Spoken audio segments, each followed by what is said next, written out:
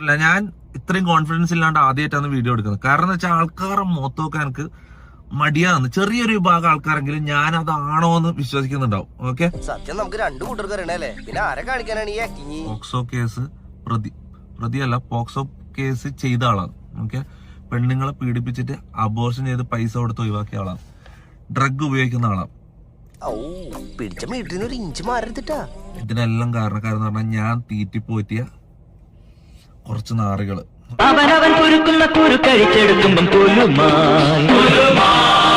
എന്റെ വീട്ടില് ഞാനില്ലാത്തപ്പം ഡ്രഗ്സ് കയറ്റിട്ട് എന്റെ അലമാരയിൽ ഡ്രഗ്സ് എടുക്കുന്നതായിട്ട് വീഡിയോ എടുത്തു വെച്ചേക്ക. ഇത് എത്ര മാസം മുമ്പ് എടുത്തു വെച്ച വീഡിയോ?